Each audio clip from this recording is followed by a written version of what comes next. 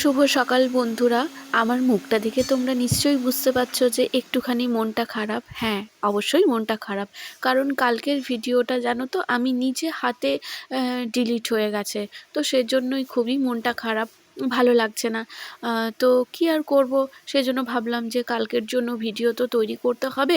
মন একদমই ভালো লাগছে না, তো সেজন্যই আজকে ভিডিও শ্যুট করছি। কালকে খুব পরিশ্রম করে বেশ ভালো ভালো ভিডিও শ্যুট করেছিলাম, কিন্তু কপাল খারাপ, যার জন্য ভিডিওটা একদমই ডিলিট হয়ে গেল নিজে হাতে। সকালে দেখছি যে ভিডিওটা এবার আমি পোস্ট করব, সেই সময় দেখি যে ভিডিও নেই। 1 মিনিট 50 সেকেন্ডের ভিডিও ছিল, তো সেটাই তোমাদের ভালোবাসার জন্য আমি সেইটুকুনি ভিডিও পোস্ট করলাম। তোমরা আমার ছেলেকে অনেকটাই ভালোবাসো, তো ছেলের ভিডিওই আমি তোমাদের সাথে শেয়ার করলাম। তো ঠিক আছে, চলো।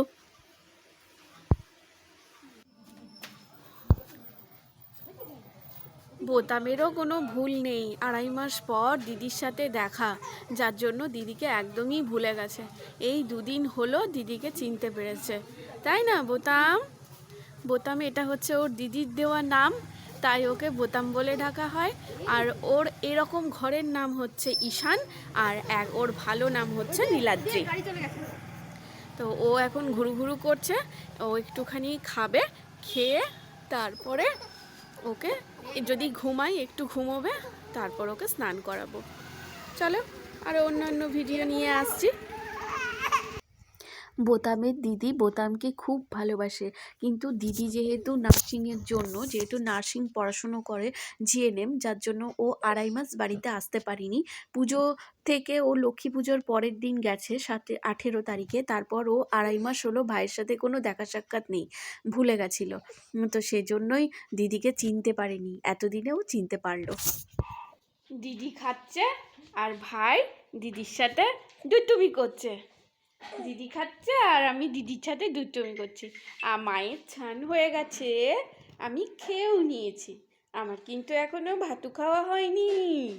আমি ডালের জল, আপেল সেদ্ধ সব খেয়েছি, কিন্তু আমি ভাতু খাইনি।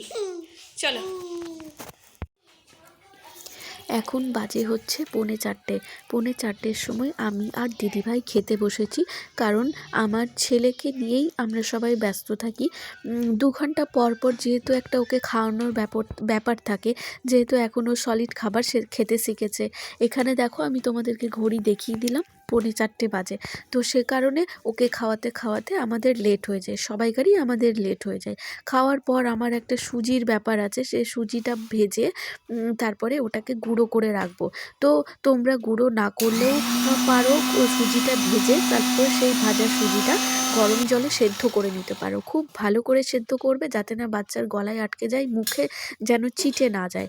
আর এমনভাবে গ্রেভিটা হবে যেন মনে হয় যেন স্যুপের মতো করে গ্রেভিটা বানালে খুব ভালো হয়, তাহলে ছোটো বাচ্চা খেয়ে নিতে পারে। অনেক সময় সুজিটা প্লেন জল দিয়েও খাওয়ানো যায়, যে বাচ্চা যেরকম, সব বাচ্চা খেতে পারে না, সেজন্য জল দিয়েও গোলা যায়, আবার ন্যানপ্রো দিয়েও গোলা যায়। তো আমি যেহেতু আমার ছেলে ন্যানপ্রো খাই, সেজন্য আমি ন্যানপ্রো দিয়েই গুললাম। যদি আমার ছেলে ন্যানপ্রো না খেত, তাহলে আমি প্লেন জল দিয়েই গুলতাম।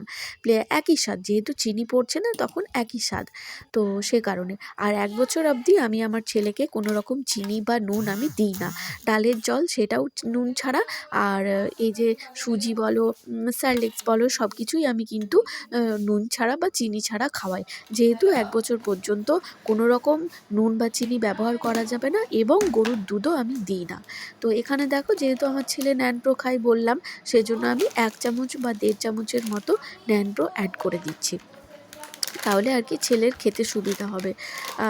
এটা ওর মুখে লাগবে, কারণ ছেলে তো খেয়ে অভ্যস্ত, সে কারণে। যদি সে ন্যানপ্রো না খেত, তাহলে কিন্তু আমি এটা প্লেন জল দিয়েই গুলতাম।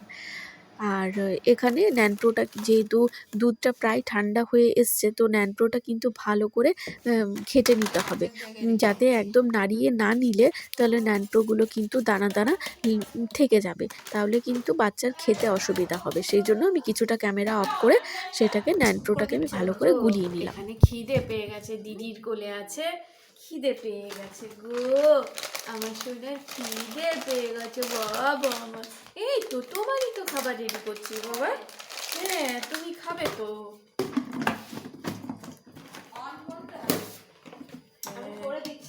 সোনা খাবে।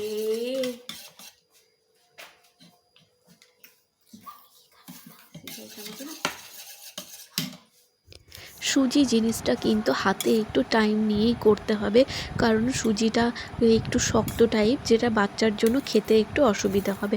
বাচ্চার জন্য অসুবিধা হবে, কারণ বড়দের অসুবিধা হবে না, সেজন্য একটু হাতে টাইম নিয়ে করলেই ভালো হয়। বোতামকে তো খাইয়ে দিলাম, আর বিকেলে তো আমাদের জন্য কিছু খেতে লাগবে স্ন্যাক্স। সেই জন্য আমার ননদের মেয়ে সৃজা বলল, মামুনি তুমি মুড়ি খাবে, আমি মুড়ি মাখাবো। আমরা হস্টেলে মুড়ি বেশ ভালো করে মাখাই লেবু টেবু দিয়ে। তো বললাম ঠিক আছে চলো মুড়ি মাখো। সত্যি তোমাদেরকে আমি শেয়ার করতে পারছি না, অসাধারণ মুড়িটা মাখা হয়েছিল। এখানে জানো তো একটা ভিডিও কার্টুনের গান দিয়ে চলছিল, যেহেতু কপিরাইট পড়ে যাবে যার জন্য আমি গানটা শেয়ার করতে পারলাম না, মিউট করে দিলাম। এখানে গান বাজছে, মানে কার্টুনের গান, ফড়িংবাবু এইসব গানগুলো, আই বৃষ্টি ঝেপে হাটিমা টিম টিম, এই গানগুলো আমার ছেলে শুনতে ভীষণ ভালোবাসে। এই গানগুলো শুনবে আর নাচ করবে, আর দাদার কাছে বসে বসে নাচ করবে। দাদাও নাচ করছে, বউও নাচ করছে, আর দিদিও নাচ করছে, আর ও সাথে সাথে নাচ করছে। আর আমার ছেলে এইটুকুনি বয়স হতে পারে, কিন্তু প্রত্যেকটা কথার মাধ্যমে কিন্তু ও বুঝিয়ে দেয় কোন জিনিসটা কোনটা। এখানে ওকে নাচতে বলা হচ্ছে, ও কিন্তু সুন্দর নাচ করে দেখিয়ে দিচ্ছে। এই যে দেখো আমার ছেলে নাচ করছে। তো জানি না বড় হয়ে কি হবে না হবে, তোমাদের আশীর্বাদ চাইছি। আমার ছেলে যেন বড় হয়ে একটা সৎ মানুষ হয়, ভালো মানুষ হয়। তারপর তো কিছু করা, নিজের পায়ে দাঁড়ানো, সেটা তো পরের ব্যাপার। সবথেকে বড় কথা হচ্ছে ও যেন মা বাবার কাছে ভালো শিক্ষা দিয়ে ওকে আমরা মানুষ করতে পারি, আর সেই শিক্ষা নিয়ে যেন ও সৎ পথে চলতে পারে, সৎভাবে এই পৃথিবীতে কাটাতে পারে। আর এটাই বলবো, আর তোমরা এটাই আশীর্বাদ করো যেন আমার ছেলে ভালোভাবে পড়াশুনোও করতে পারে। পড়াশুনোটাও কিন্তু আসল দরকার। তো যাই হোক, এখানে দেখো, আর আমার ছেলে ভীষণ চঞ্চল। ভিডিও যদি একটু 19-20 হয়ে যায়, তোমরা কেউ কিন্তু কিছু মনে করো না। আমার ভিউয়ার্স একজন বলেছে যে দিদি তোমার ছেলে কিন্তু খুবই কিউট।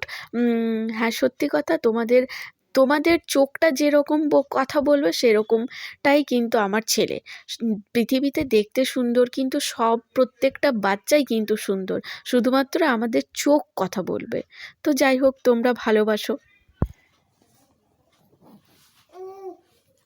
ও বাবা, বাবা আমরা বল নিয়ে খেলি, আমরা বল নিয়ে খেলি।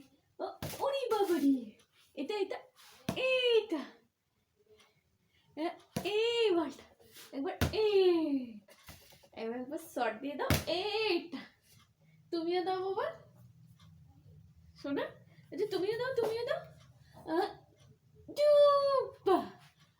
ডুবা, উনি বাবা নি ডুবা ডুবা।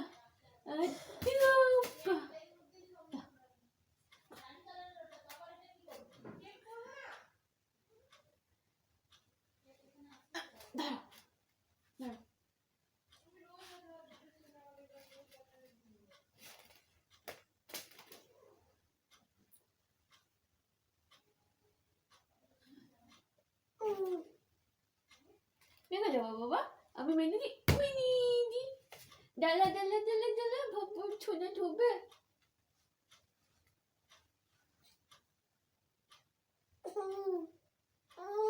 ধোবে বাবা না ধরো।